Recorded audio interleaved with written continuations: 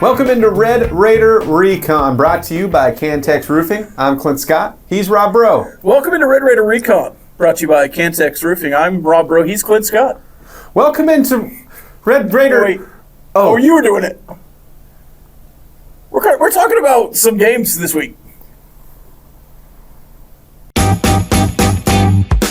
There are 6 Big 12 schools the Red Raiders won't see in the regular season. One team has already picked up a conference win. The Iowa State Cyclones started their quest back to the Big 12 championship game with a 24-21 win over Kansas State in Ireland. The Cyclones are led by third-year starter Rocco Beck, with Matt Campbell coaching his 10th season in Ames. There are 2 in-state programs on the 16 list. The Baylor Bears bring back a dynamic trio at quarterback, running back, and receiver, with Sawyer Robertson, Bryson Washington, and Josh Cameron leading the charge. The Bears won their final 6 regular season games in 2024. TCU brings back the Big 12 quarterback with the most returning passing yards in Josh Hoover. He's entering his 3rd season as the Horned Frog starter and led the Frogs to a 9-4 mark last year. The Cincinnati Bearcats and Arizona Wildcats both bring back their signal callers as well, but are trying to vastly improve from last season. There's plenty of pressure on head coach Brent Brennan after just 1 season with the Wildcats, going from a ranked squad to one that went 4-8. It wasn't much better for Scott Satterfield in his 2nd year at Cincinnati. The Bearcats had a very promising start, winning 5 of their first 7 games. The last 5, however, was a losing streak that had them on the outside looking in during bowl season.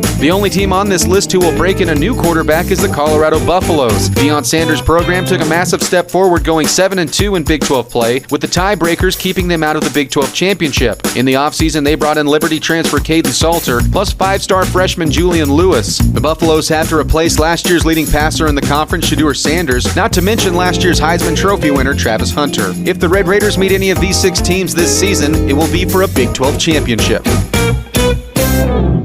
All right, we've done all of the position previews. Check. One update to make on those is that Quentin Joyner, we talked about it last week, has torn his ACL. Will be out for the season. Check. But I think the rest of them, with the new depth chart out, we were pretty in line with what was going to happen. On special teams, with Jacoby Williams being more focused on running back, Micah Hudson, kick returner, Roy Alexander, punt returner. Mm-hmm. I think we've got out the rest of it into week 1 as a fairly clean. Yeah, I think so, because there's still some guys that, you're expecting. They're either just coming back into the fold or will be back. On the offensive line especially. Yes. Like you think of Vinny Scurry, Hunter Zambrano. And then at the star, maybe this is another big development, is John Curry is going to lead the depth chart now. He certainly has taken advantage of that opportunity, but you still expect, as Dingle and McCarty get more and more reps as they get healthier, to still be in the mix too, like we expected. But now, if you circle back to that episode, we were so focused on Dingle and McCarty, but then they missed some time. And to me, it stands out that everything that they've said about John Curry, they believe it. As far as being an athletic freak and another guy that they want to find time on the field.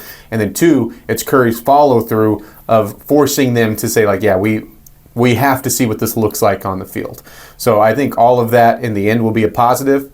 It's mostly a positive because you are getting those guys healthy. Certainly. But you're right. Now we've also talked everyone you will play. And as we go into the season, we'll obviously be able to take a week-by-week look at these schools. But the one thing we haven't talked about, Rob, what about those 6 schools that aren't on the schedule?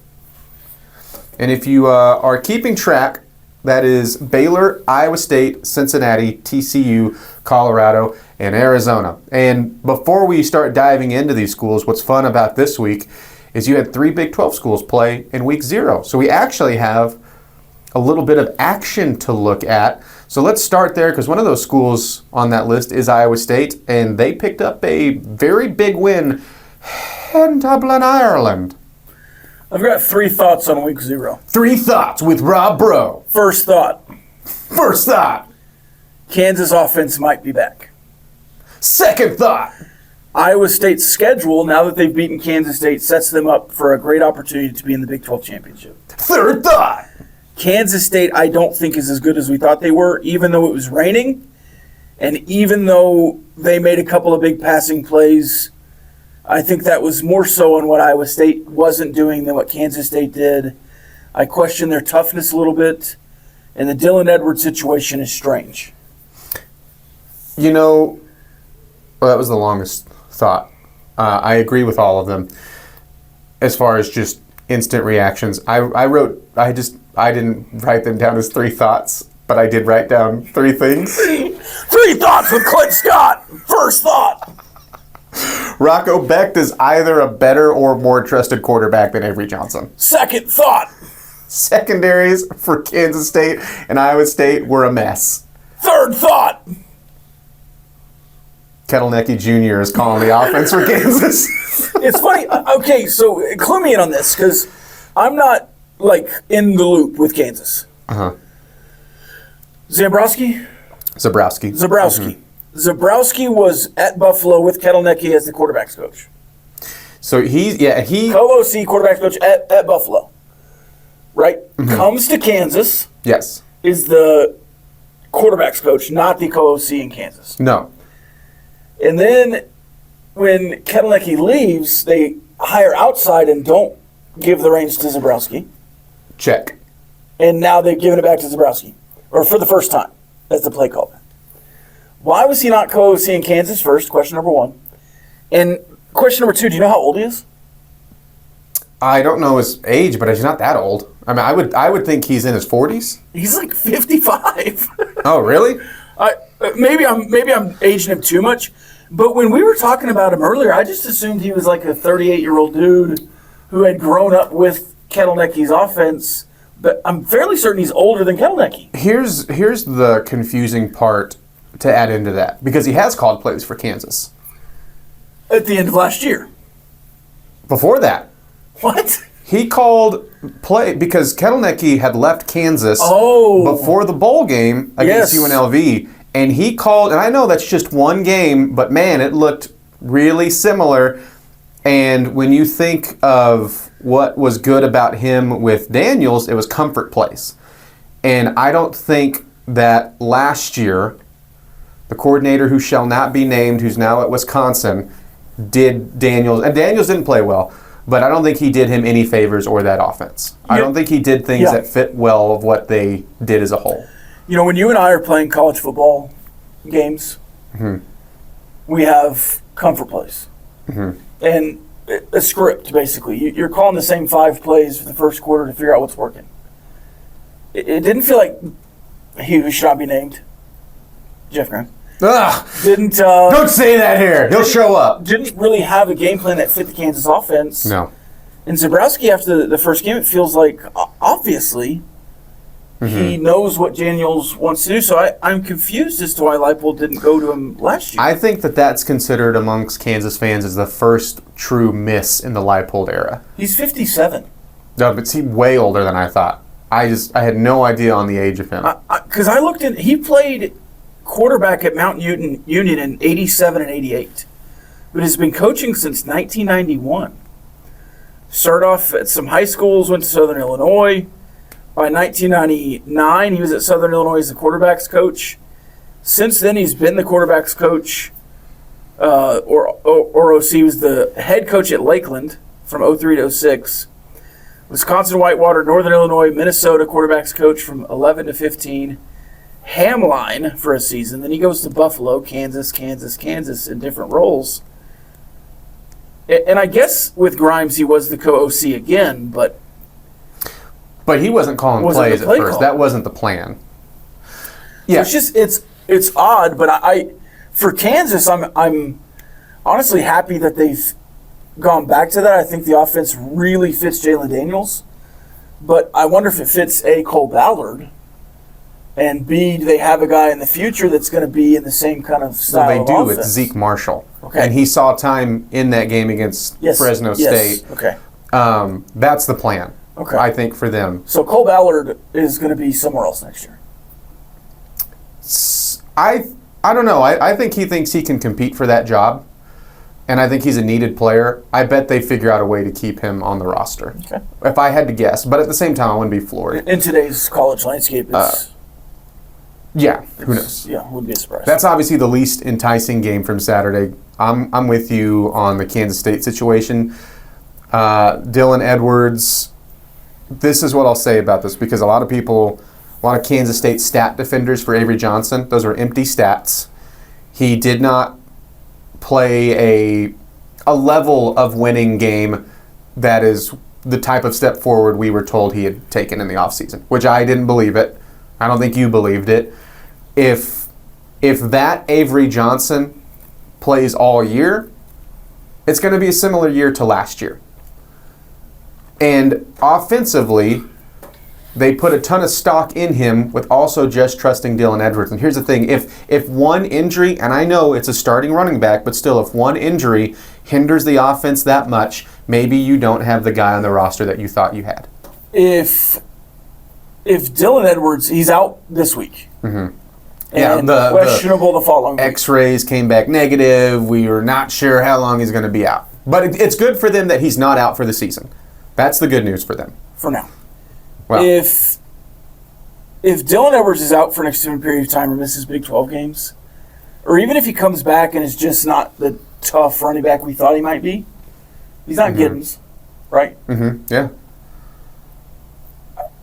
I could move Kansas State from 9-3 to 7-5 fairly easily. Because the other thing Now, is... I'm not going to yet because I don't want to overreact to one game, but it just doesn't feel like... That Kansas State game we were watching was frustrated with the rain, and Iowa State was just flat out tougher. Now, Iowa State's a tough football team under Matt Campbell. But if anybody's been as tough as Matt Campbell teams, it's been Kansas State. They didn't look tough in stretches of that game. Now, it was 24-20 was the final. They scored again at the end, but or could have. So it's a little... Shout out to those that took the under. It was really a 10-point spread at the end, but a 3-point game in the final. I don't know. I just... Well, my other favorite argument... Well, the only ones who were tough were Avery Johnson's dad and his brother. Those were the only ones that showed any fight in Dublin. My favorite, or other favorite argument, I should say, is like, well, Kansas State beat themselves. It's like, Iowa State, they didn't beat themselves, but they also did things to not win that game by 20 points. Yeah. And so it was ugly all the way around. This is what would make me nervous if I was playing a conference opponent in week 0. I think there's a lot of schools that would have ugly games. The field was atrocious. It was wet. It was rainy. I get it. It was like a normal day in Manhattan. I get there were other surrounding factors, and we could be looking at Kansas State in week 5 or 6 and going, there's that Kansas State team. And maybe it was just week 0. Either way, it feels like, one of these schools was going to feel this way. But it's Kansas State who's sitting there going, boy, they have like what percentage chance to even make the Big 12 championship game now? Because they're starting before week 1 going, all right, we have to be perfect when Big 12 play hits. The MVP of the weekend was Jalen Daniels, 18 of 20. He looked really good. Mm-hmm. Also ran when he needed to. Ran when he needed to. That scramble on the first or third drive where they're closing in on him first, and he just squirts through and gets the sideline. I mean, that is vintage Jalen Daniels. He could not do that with his back in the last 2 years.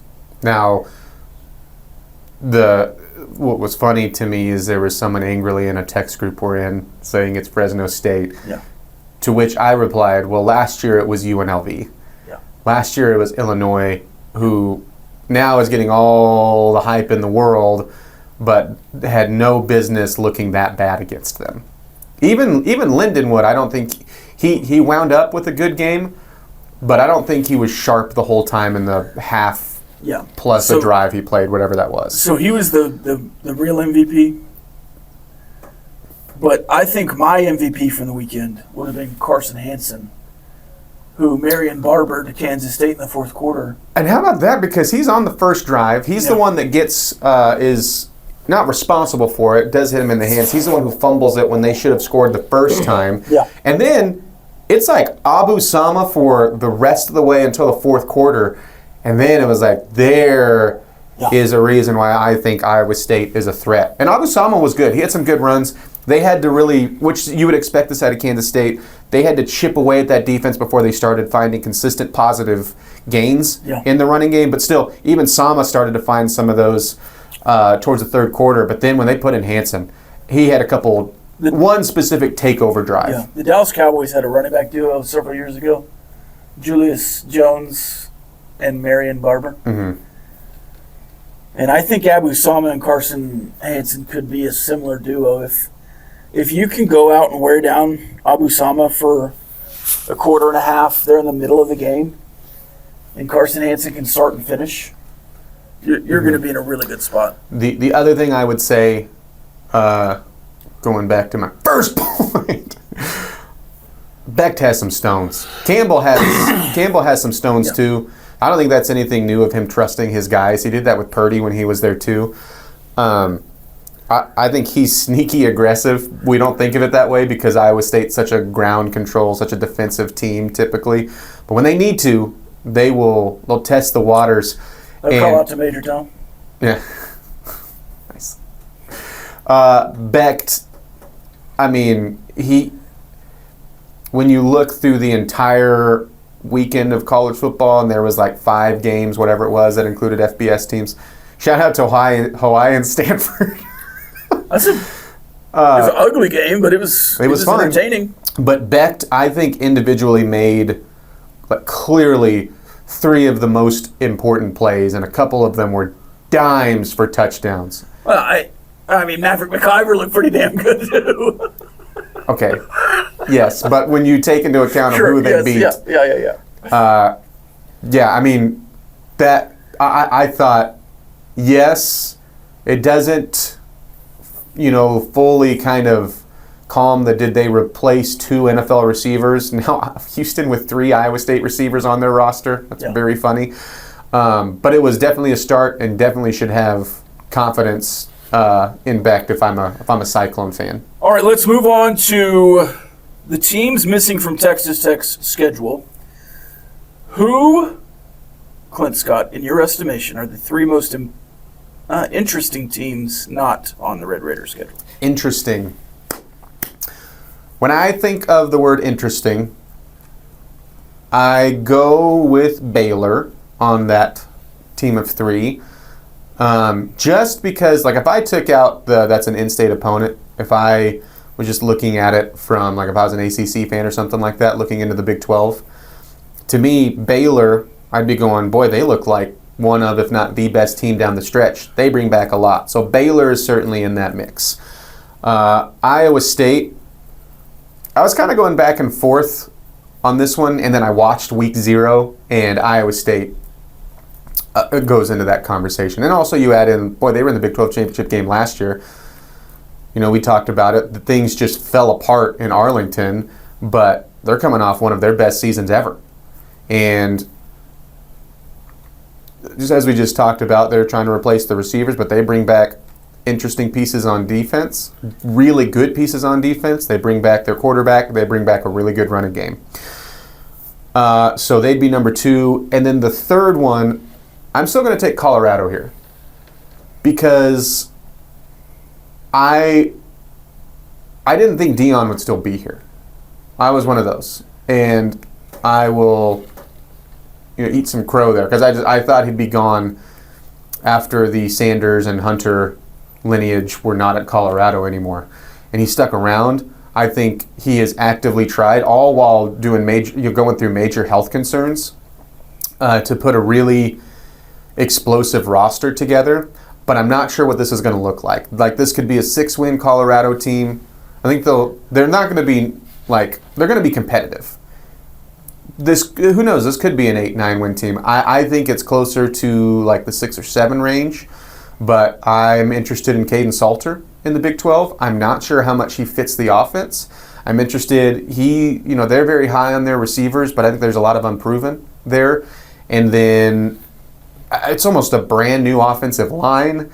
Also, you throw in, if things don't work out with Salter, do you see 5-star freshman Julian Lewis in the mix? And so Juju.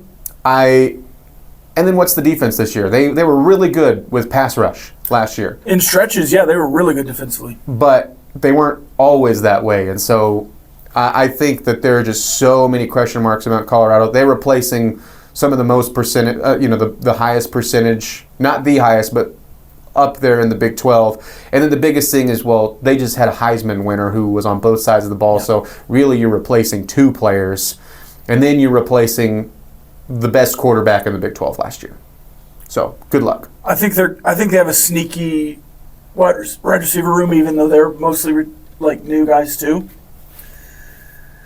Okay, agreed on Baylor all fronts. Mm-hmm.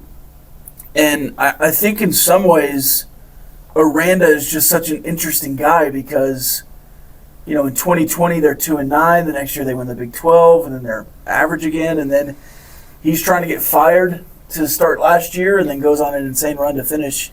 They're very interesting. If Aranda has put it all together like we think he might have at the end of last year, they could be really good. But I think there's always the thought in the back of my mind when talking about Baylor and talking about how good they could be, thinking, well, they did finish with the weaker half of their Big 12 slate. Mm-hmm. By far, their last games, the last 5 were certainly not as tough as their first 4. So I do think there is some kind of interesting, they could go 7-5, they could go 6-6, and be really upset with Aranda. I don't think that will happen. I think they're talented enough to not do that. Well, they could also split the difference, right? I mean, that could also be a competitive Baylor team that ends up 8-4. Right. Arizona stinks. They're not interesting.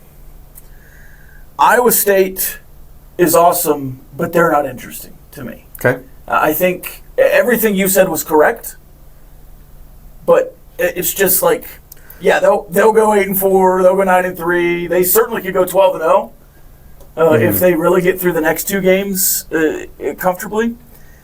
But I don't know. To me, it's just it's Iowa State. Sure, I get it. So, and I also agree with everything he said about Colorado, but I'm also going to leave them off my 3. So I'm going to go Baylor, TCU, and Cincinnati. I think in TCU's world, or Arizona, they're just, who cares? I think in TCU's world, they could really figure something out offensively this year. They don't have Savion Williams, who I think was a real X factor for him last year. But I really do think that Josh Hoover is a talented passer, and Kendall Briles is a talented offensive coordinator. Now, cute Kendall does come out every once in a while, and they'll run, reverse passes on 2nd and 1 in the red zone. And you're like, what is going on? What are you doing? Right. Run the ball. So I do think that TCU needs to run the ball. And defensively, I think they can be good too. They've got some good pieces. If you just look at recruiting in the last couple of years, as far as Big 12 teams that have been in the Big 12 the past 5 seasons, they're one of the best recruiters. And they have the blue chips. They have the talent to be competitive in the Big 12. But similarly with Dave Aranda, I just don't know that Sonny Dykes has the juice as a head coach. Now, they went 12-0 and went to the playoff. Lost the Big 12 didn't win the Big 12 game. But that's with Sonny Dykes. Since, that 8-4 last year, really they should have lost 2 of those games. It just, to me, TCU wasn't as good of an 8-4 as maybe a Texas Tech and Baylor were. But they beat you, and so did Baylor. Mm-hmm. So they're both ranked in front of you. So I think TCU is also very interesting because I could see Baylor and TCU both going 10-2. Honestly, Baylor probably more likely, but I could also see them both going 7-5 or 6-6. You can check this out on DoubleTSportsNetwork.com. The preview for TCU. I think I agree with what you said about them because in a lot of ways they were you look up and they're well, they won 9 games last year. Yeah, and it was quietly had a really solid Big 12 year, a really solid year overall. But at the same time, I didn't walk away just overly impressed with them. No. And so that's where I go, I expect them, honestly, to have a similar year where if they win 8 or 9 games, it'll be you look up, how about that? Yep. My last team is Cincinnati. And I don't know that there's anyone else in the Big 12 that's about to say what I'm going to say. Okay? We'll see. I have some things written down on Cincinnati. Okay. It might be exactly what I'm about to say. I think the most likely scenario is that Cincinnati's closer to 4-8 than 8-4, and Satterfield gets fired. I think that's more likely than what I'm about to say. But I think there's a world that we live in. Okay? In this America, in this college football world, that Cincinnati is the West Virginia of 2023 or the Arizona State of 2024 and puts it all together with Sorsby, the few receivers and tight ends he has, the running game, and the Dante Corleone-led defense, that they could go on a run in the Big 12. I don't think that's crazy. I think you and I are the highest on Cincinnati coming into the year. And part of it is I think that they put a sneaky good receiver room together that could be better than last year. I love that they, speaking of comfort, they brought back the most important piece for Sorsby, his comfort target and tight end Joe Royer, who does not get enough love for that position. And I've already forgot if I've already said his name, but Wisconsin running back Tawi Walker is a really good piece, plus bringing back Evan Pryor. And then Sorsby is just a gamer. I think that defense is going to be salty. What keeps me closer to the middle and not like expecting them to rattle off 8 or 9 wins and more to the 6 or 7 range, Scott Satterfield. Now, this is year 2 with Tyson Veit from Iowa State, so they could start figuring out that Cloud 3 defense that everyone calls it. Mm-hmm. I don't know, man. I agree that I don't believe in Scott Satterfield. But there's 2 quarterbacks that are criminally underrated time and time again in the college football show on ESPN prior to Farmageddon. Oh, can't call it that. Prior to that, Kansas State, Iowa State. No, you hear the both schools came out like, he never said us. We didn't say don't call it Farmageddon. So you do have that, in a graphic, right, that had the most impactful returning quarterbacks or whatever. And there's 9 returning quarterbacks. There were 7 listed, and Brendan Sorsby and Baron Morton were the only 2 that were not listed. And you can go over the whole list and find guys, but it is a crime to start out with that Fafita was on there. Yeah. And just start with that. And so I think, obviously, Homer me is like, Baron Morton, what? You're not putting Baron Morton on the list? Mm-hmm. But then the Big 12 guy in me is like, wait, Brendan Sorsby's not on the list? Like, I think both of those guys had really solid years last year. So I was a little bit shocked that both of those guys just put all 9. Mm-hmm. Like, if you're going to go out of your way to make a list of 7 guys with only 9 returners. Mm-hmm. Yeah, I'm with you. I am not going to be surprised either if they do that. I think I'd have to go back when I picked their schedule. I think I had them at 7-5, and I think I'll disagree with you on one thing that you went over, because I think all 6 of these teams are interesting in their own way. And I am interested in Arizona because I'm interested to see if it's going to be a mess this year and if year 2 Brent Brennan survives. Yeah, I have Cincinnati 6-6. But the bottom line has them at 7-5. Yeah. Yeah, I think go over all those things we said for the 5 schools we talked about. I totally agree on the TCU thoughts too. But I will strongly disagree for Arizona because I think they're interesting. Because you're going to have a Big 12 coach who could be fired after a season and a half. He wasn't given a chance, and I get it. I wouldn't have been excited by that hire either. Jed Fish screwed that program over. You can go back and forth with the AD and all of this stuff, but Jed Fish, for everything that he was a classic case of I'm not going, I'm here forever, yada yada yada. Oh, Washington. Kalen DeBoer went where? Arizona might go 0-10 in Big 12 play. What's hard? What's hard for Fafita? Hard. I still think that guy 2 years ago is there, but can it be coached out of him? Can that guy be? And what's going to be challenging for him is, one, now you're doing it without a top 10 pick for a receiver. You're also doing it without a second-round offensive lineman. There was the best piece on that front. And I do think it's important. 7th rounder, sure, but that was still a 7th-round running back that was taken for Arizona. So you're doing it with 3 of your fellow best offensive pieces. I mean, they bring in a freshman class that's ranked in the 60s. They bring in a portal class that's ranked in the 50s. Good luck, Brent Brennan. I'm not rooting for it or against it or anything like that. I have nothing against him, but I do think the sideshow appeal is incredibly interesting. Let me ask you this. If you went just a real quick, because that's interest, if you looked at the 6 and off the top of your dome, if you said, 1, 2, 3, 4, 5, 6 and ranked them just who you think the best of the 6 are, how would you do that? Iowa State because of coaching. I think Baylor has a better roster, but I put Baylor second. TCU, Colorado, Cincinnati, Colorado, Arizona. I'll flip Baylor and Iowa State because we'll see about the coaching. I'll lean towards the better roster, but I think you could flip either of these two. 1A, 1B there. I'll go Baylor, Iowa State, Cincinnati, TCU. Josh Hoover's going to put up a bunch of numbers. Yeah. He's going to put up a bunch of numbers. He would be my odds-on favorite pick to throw for the most yards this year. Yeah. I think there's a lot of Big 12 teams that would love to have Josh Hoover.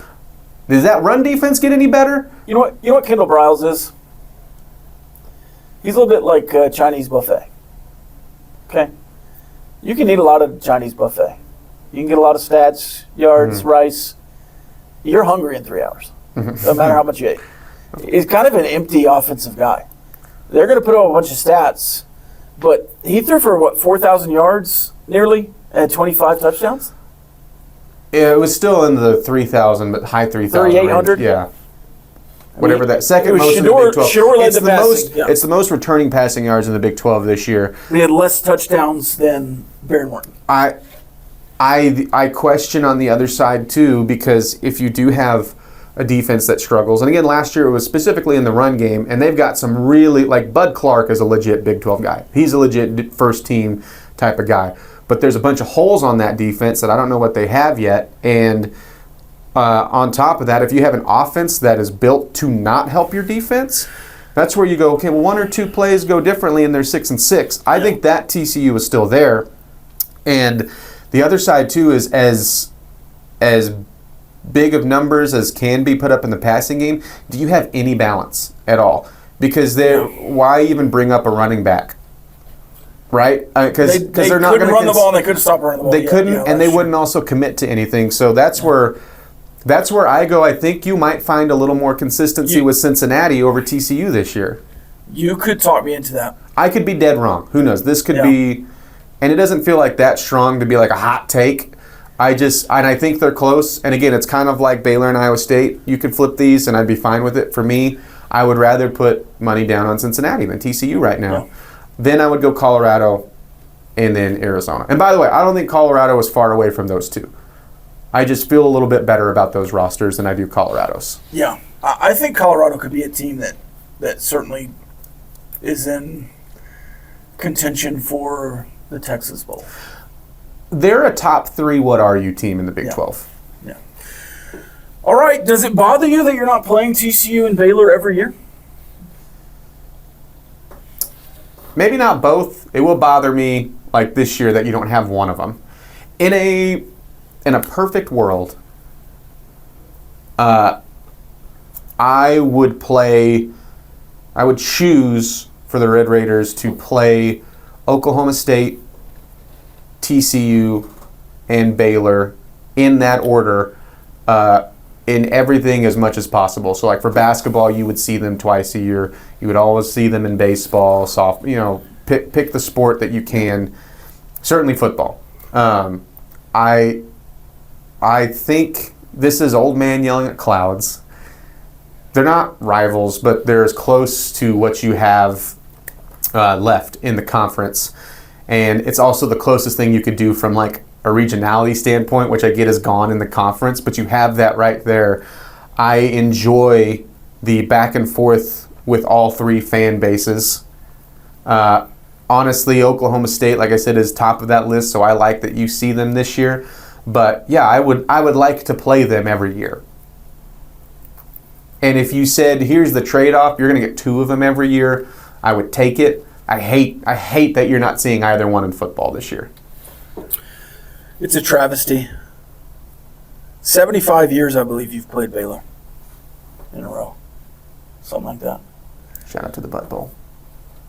And TCU, I think, is certainly your next Oklahoma State, Baylor, TCU. Those are right there in the top 3.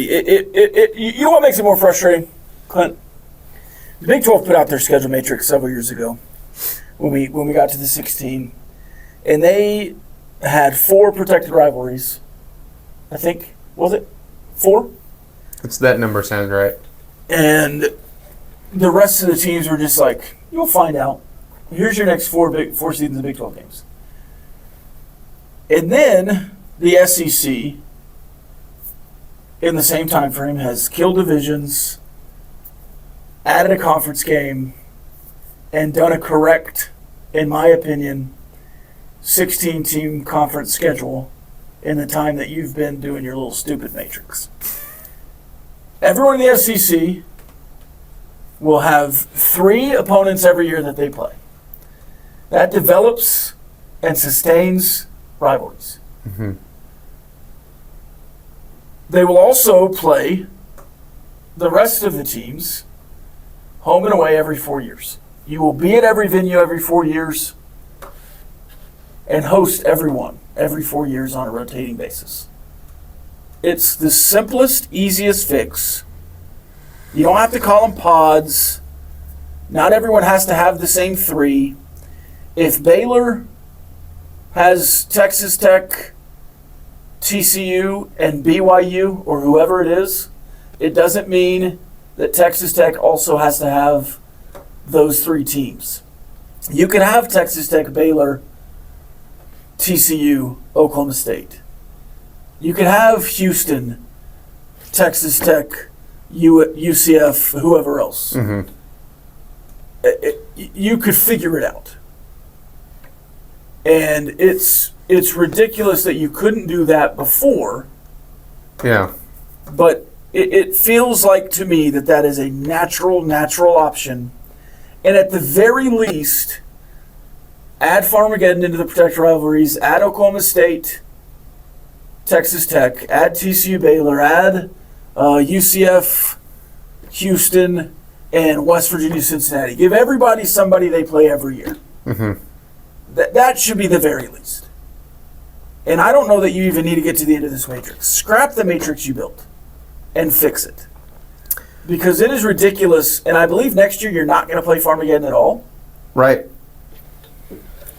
It's unreal. And I think that, in some ways we talked a lot about, like, when you're losing all of these rivalries in college football and stuff like that, and the few that you have that stand the test of time, well, you're not giving yourself a chance to let the ones who are just budding grow anymore, because you're snuffing it out yourself with your own schedule.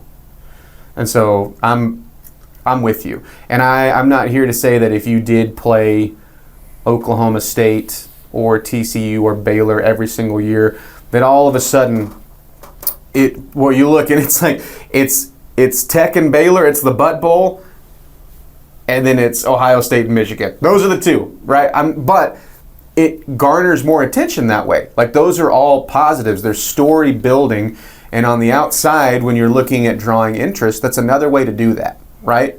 Yeah. When you can catch someone's eye, even if it's something as dumb as a witty name like Farmageddon, and people remember it. I think more importantly, you have your home and aways every 4 years lined out.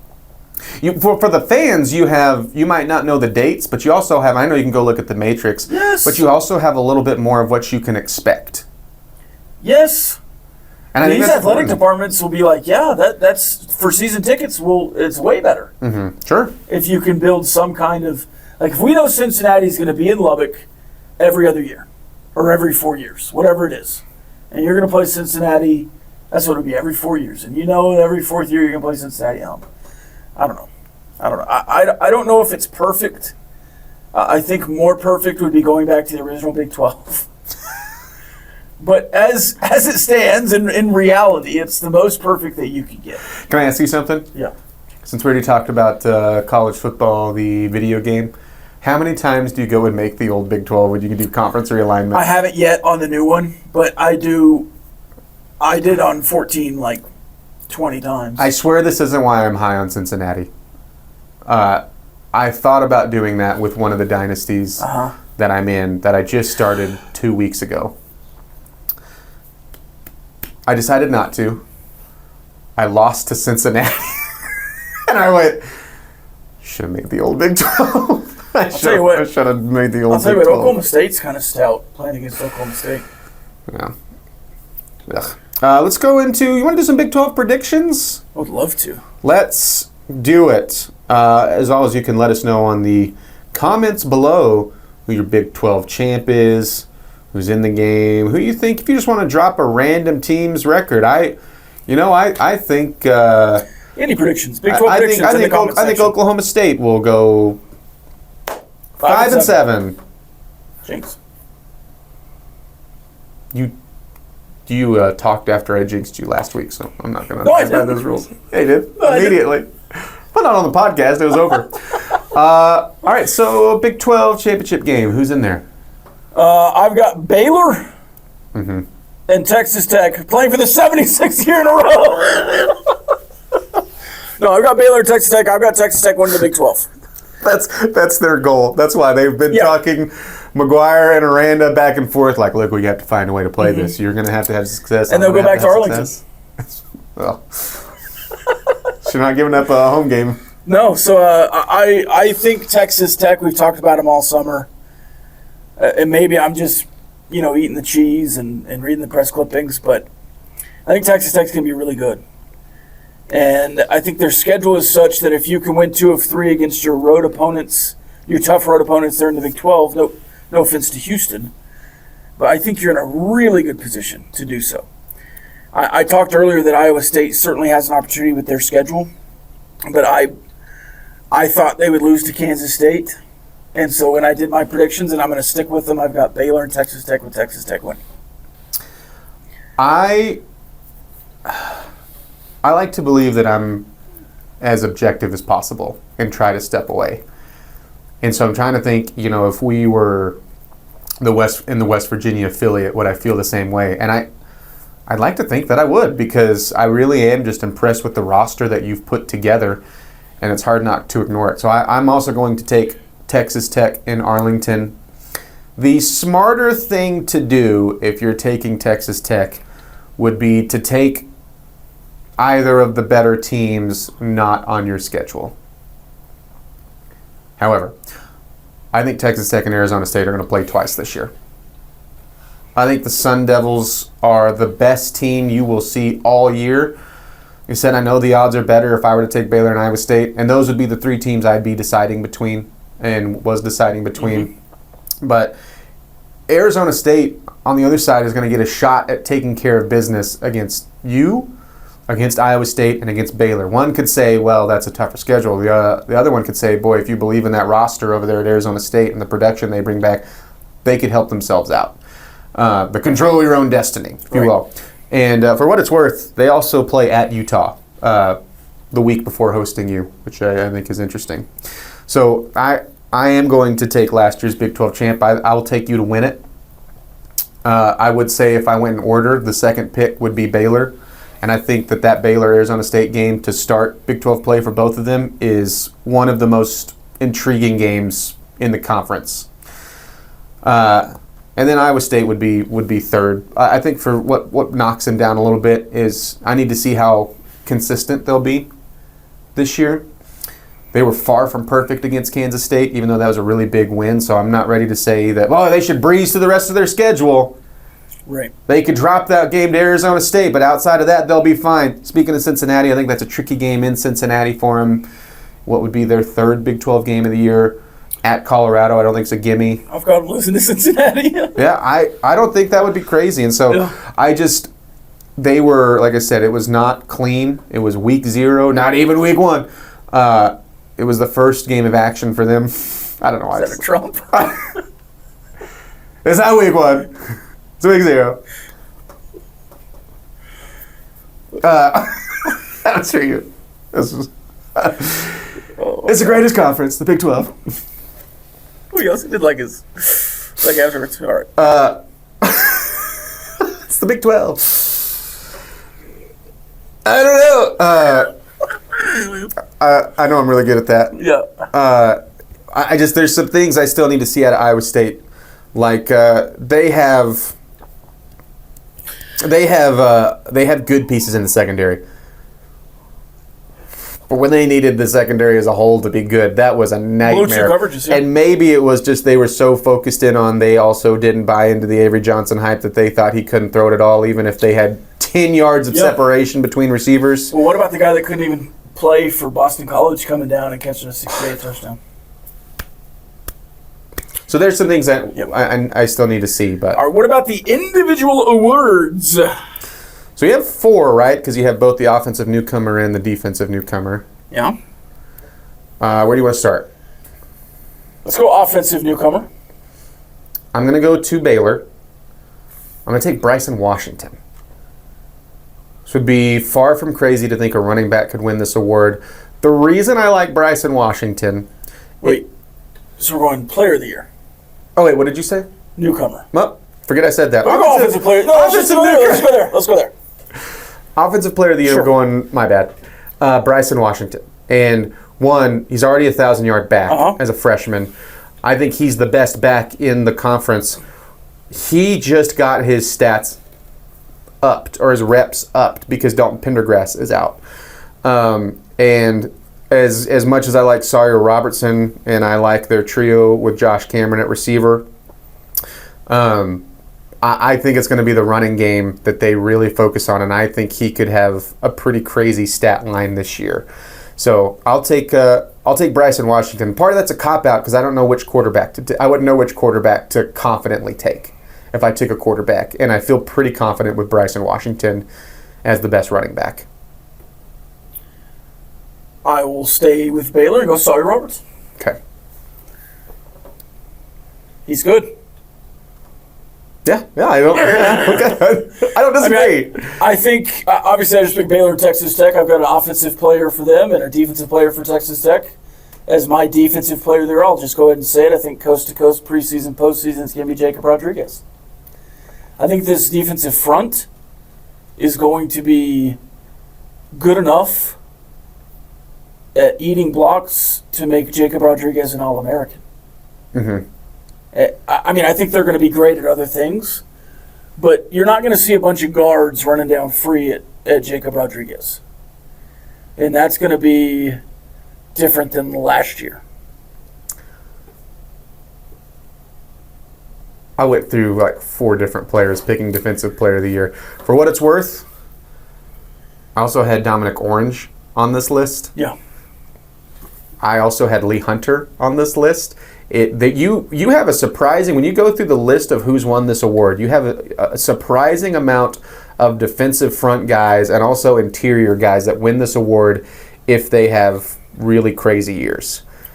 For the interior, because you're not looking at the interior guy going, they had 80 to 100 tackles.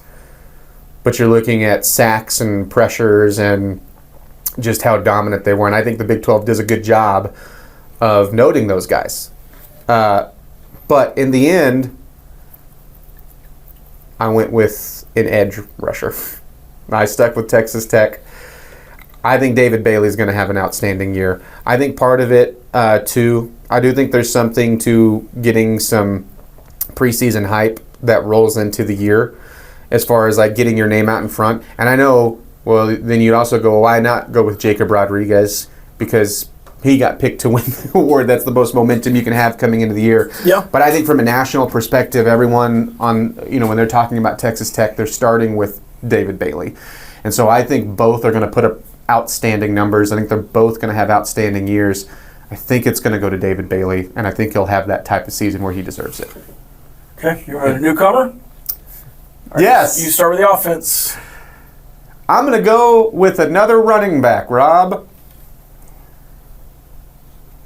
Kanye Udo. Okay, Arizona State.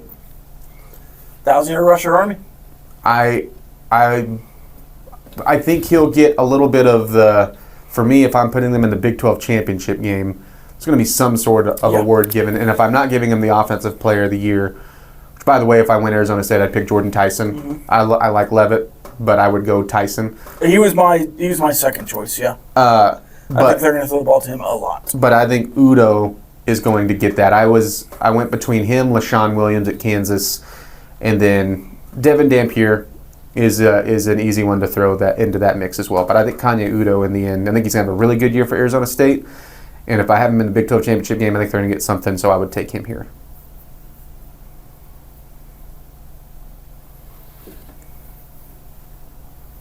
Okay, so I go offense. Mm-hmm. You want to guess mine? Is it LaShawn Williams? Devin Dampier. You should have known. I tried to lead you into it. Devin Dampier, quarterback at Utah.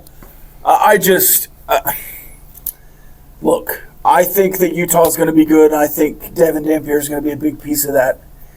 Does he have his issues? Yes. Maybe can he withstand the rigors of the Big 12 for a full season? I don't know if they're going to make him run 20 times a game, maybe not. But I see them having a good year, and I think he's going to be a big piece of that. Do you know today there were, because on some of these I went through these yesterday, today this was the one I almost switched. I was going back and forth. I think Devin Dampier absolutely could win this award. Yeah. I think he's got more of like an, a higher ceiling and a much lower floor than some of the newer guys on the offensive side of the ball for these teams. Like I think Kanye Udo, I can't imagine he'll have this mind-blowing year, but I think he'll have a solid year enough to be like, yeah, here you go. Two names that I just threw in the mix in my mind. I was like, well, the freshman thing might keep him out of this, but there's a bear over at BYU I'm starting to buy into a little bit too. Not to be a threat in the Big 12, but to really own that. Yeah. And then today we get the news of Oklahoma State's starting quarterback, Haas Haney. And the fact that, I don't know, I think it was instant, like, just, we thought, it seemed like it was going to be Zane Flores, and it seems like he's going to play as well. And so I was like, well, I'm going to stay away from that. But for like just a second, I was like, oh, that's interesting. It's like the seeing the shiny thing and just grabbing it. And I do think, we talked about this, I thought Haas Haney going to TCU was it hurts him that Hoover still has some years, but he was a highly thought of recruit coming out of high school that we really haven't got to look at. The problem with him is I think the rest of Oklahoma State, even if he's good this year, and there's no way he's close to his potential yet. Yeah. Even if he's good this year and he holds down that spot, you could say the same thing for Zane Flores. The rest of that team is not going to help him out. Yeah. Or most likely won't. Okay. I'll start defensively here. I think there's 5 names that I would give you 5 names and say if anyone else wanted, I would be surprised. Okay. Okay. 2 of them are Red Raiders. I would go Lee Hunter and David Bailey both. I think if David Bailey wins Defensive Player of the Year, you could sweep. Certainly. Now, you don't normally see that, but we saw it in the Big 12 basketball world with JT Toppin. Yeah. If he comes in and leads the Big 12 in sacks, why wouldn't he be both? I think it's harder. I think they are more in line with football because there's so many players to spread the love. And I don't think it's dumb for the conference to do that. So I think they could certainly give it to those 2 guys. But I'm going to go away from Texas Tech just for fun. So the 3 guys outside of Texas Tech, there's a big old boy at Colorado now, Jaheim Otis. Okay. 6'5", 325, defensive tackle from Alabama. He played in the rotation at Alabama, had 55 tackles. He's a stud. And then I'm going to go West Virginia's Jamori Robinson from UTSA.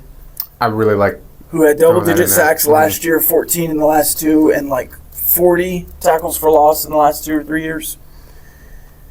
But I was, we'll call it influenced in week 0. I think there was a defender that played in week 0 that I was really impressed with his burst and his aggressiveness.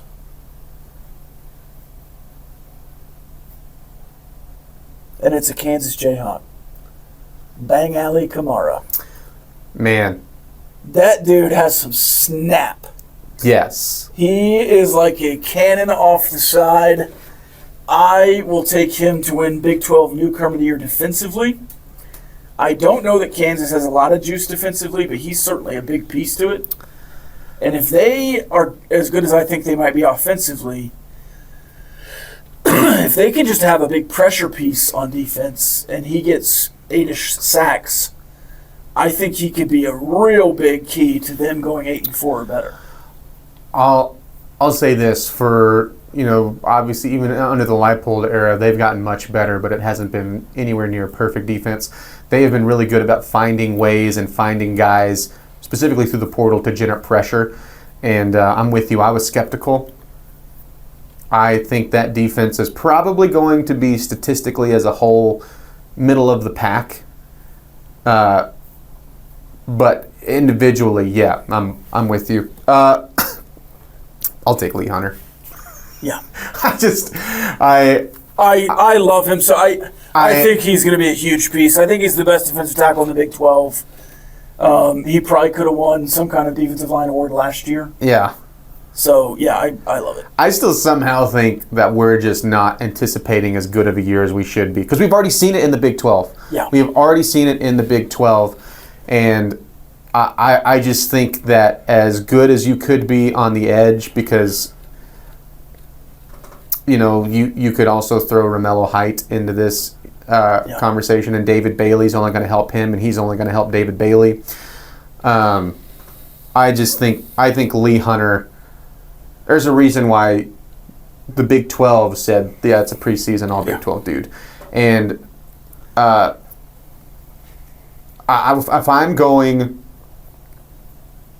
which I think will answer some of this if I look ahead to the, I'll save it because we have a question of the day coming up that has things. I think Lee Hunter will clearly be not only one of the best defensive tackles. I think this is a great interior defensive lineman year for the Big 12. I think there's a lot of studs and a lot of guys who are going to be playing on Sundays or at least get the opportunity. And Lee Hunter is, to me, a top 3 one of those guys. We'll see at the end of the year. We might go, he was the best. It is game week. Happy game week to you. Happy game week to you. Happy game week to you. Happy game week to you. Happy game week, Red Raiders. Happy game week to you. We're very sorry, Josh. Not to the audience. They loved it. Just to Josh. Arkansas Pine Bluff. What do we know about them? Nothing. Yeah. I mean, I've tried. They updated the roster since we talked about them. Yeah. Here's what I know about them. Here's what I know in my heart of hearts. They don't have 7 former Red Raiders. They don't have a bunch of D1 drop-downs. Mm-hmm. They don't have a former head coach that was a defense coordinator for 3 seasons at Texas Tech. They don't have a bunch of guys from Texas on the roster that were slighted that they didn't get offered from Texas Tech. And they're not a borderline playoff team from the season before the season they were playing you, with coming off a down season the year before. I mean, this is a bad program that was a bad team that doesn't have all the external factors that led to a tight game against ACU last year. Yeah. I know, Clint Scott, about Arkansas Pine Bluff, that the last 4 times they've played Power 5 teams, they've gotten spanked.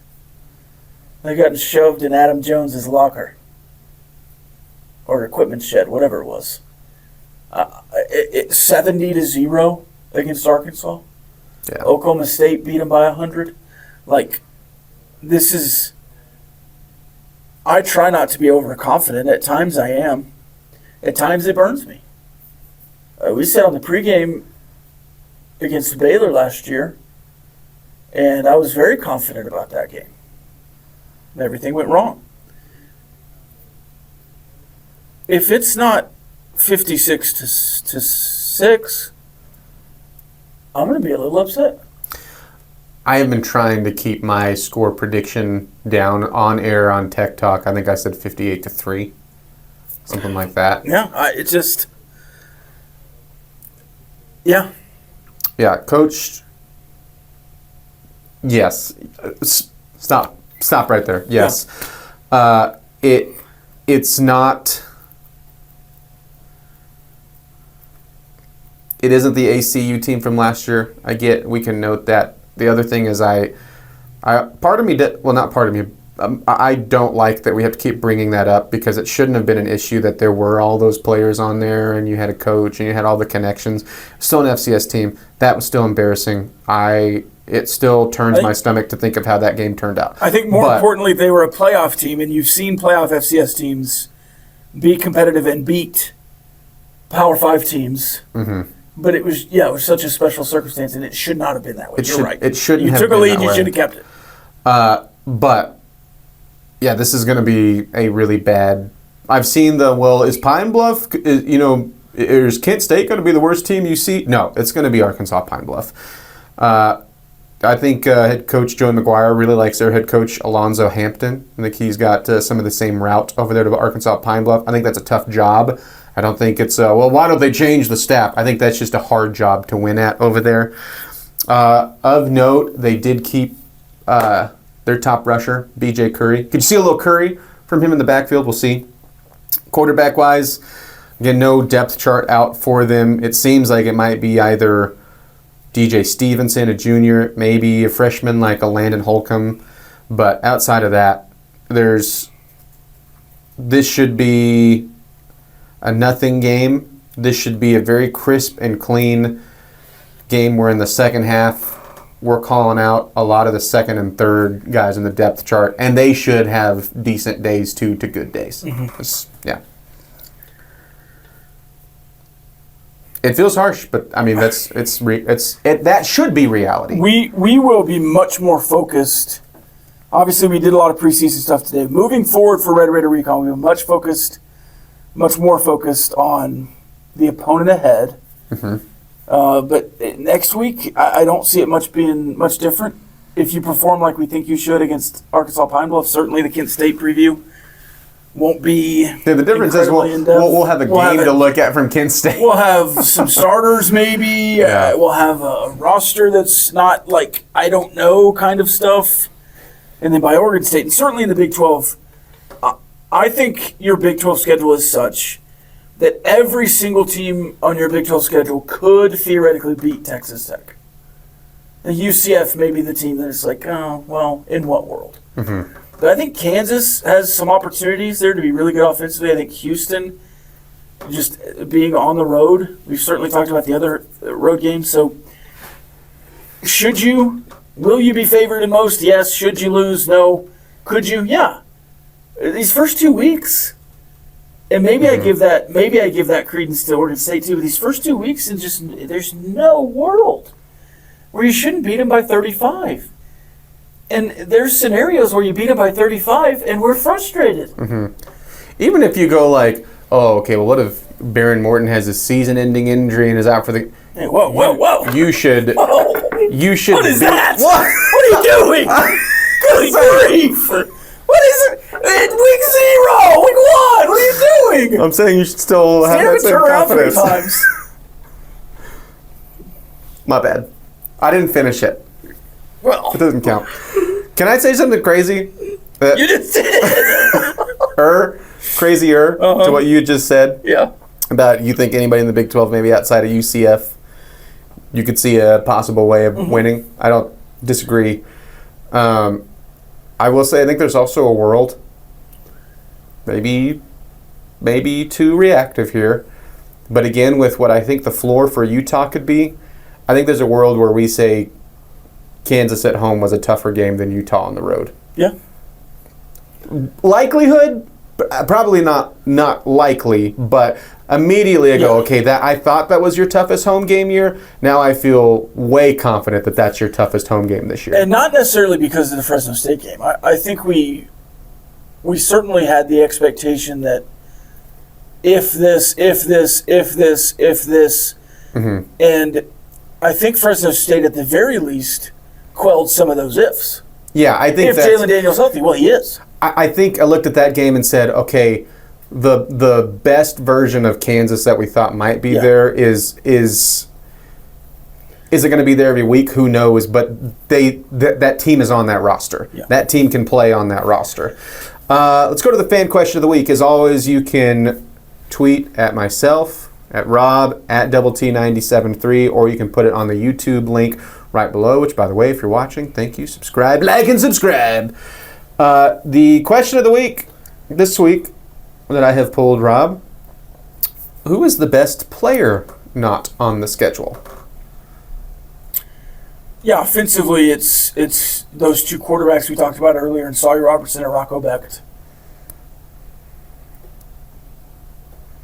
I'd put Josh Hoover in that conversation too. Enough. I think defensively, I think he's worth a mention. Sure. Hey, he's got to be worth a mention. Certainly. Of the 6 quarterbacks you don't play, he's in the top 4. Yeah. Top 5. I don't know about Caden Salter. I just don't think that offense fits what Caden Salter does well. That's what holds me back on him. Yeah. Defensively, the guys I mentioned earlier with Colorado, Otis, I really think he's going to be a stud coming in. You could list 5 Iowa State guys. You could list a couple of Baylor got a linebacker coming in, and certainly the linebacker's already there. So there's a lot of big pieces, best players. Who do you think? Well, this is where I wanted to go back to defensive line because the first 2 names I thought of are Dominic Orange and Dante Corleone. And we've talked about them some. Yes. Those dudes are absolute studs, and that's where I go, I think, between them and Lee Hunter. And then I like the Otis pull there. It's like you got some Sunday dudes on the interior. I would throw in Jontez William at Iowa State. I think he's got a chance to be the best secondary piece. I think there's a couple of guys. And he had the secondary as a whole, again, this is where he had a good individual game. They did not like throwing towards him. The secondary as a whole for Iowa State, they had collapses on the other side. You could do the entire Bears trio offensively. Yes. Between Josh Cameron, Bryson Washington, and Sawyer Robertson. And Josh Cameron, certainly you might have nightmares on him from last year. To stay away from just to throw another quarterback. I think Eric McAllister is a real guy at TCU at the receiver spot. I think he's a real guy. So those would be the ones. Joseph Manjack? I think he's an interesting pull just because he's got some Big 12 reps, and I think that's important. And you might go, only 300, 400 yards last year. But look at that situation was. It's almost impressive that he got to those numbers. Easy. That's my dog over there. If just real quick, can we do one more thing before we say goodbye? Yeah. Since I like rankings. Bye, farewell. I'll be it. Oh, no, we're gonna do that again. Josh is gonna come in here and Josh is gonna come through the video. It's like, you're on for an hour and a half, and 20 of it was singing. If you ranked the quarterbacks that you don't see, as far as who, don't go best, because it could coincide. But if I said the quarterbacks you would want on your team, how would you rank that list? Sawyer Robertson. Check. We're simpatico. Rocco Becht.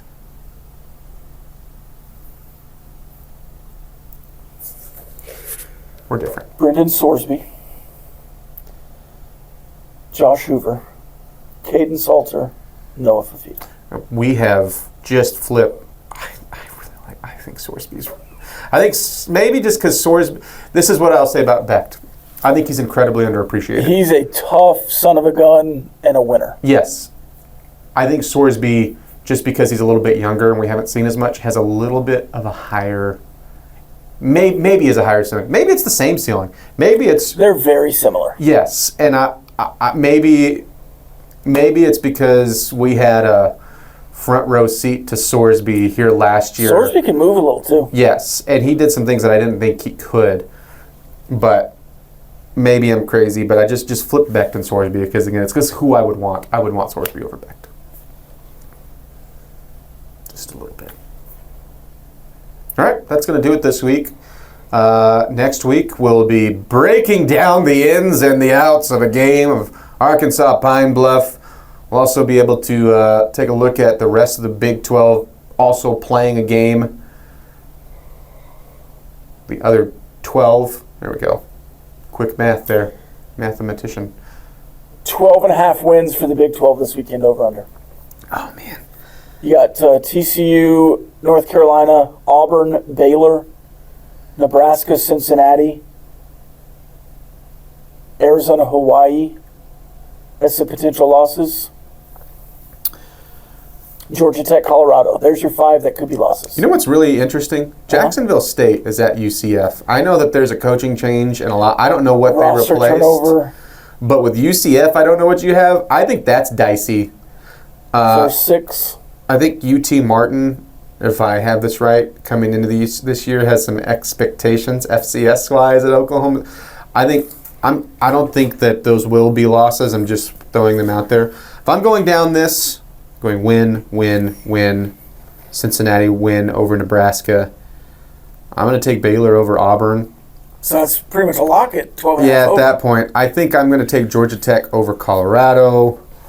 Yeah. I think you went Over. 13, so I'll Over. also take the over. But Over. I feel it's more snug than you.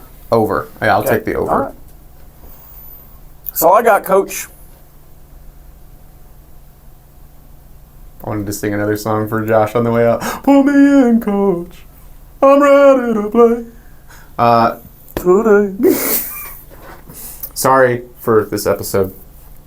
I'm not sorry. apologize. I loved it. Come back next week for more show tunes. We'll do the entire Bon Jovi Rolodex per an agreement with Jamie Lent. Whoa. We're halfway there. We are recording on Wednesday. Yeah. See you next week. This has been Red Raider Recon.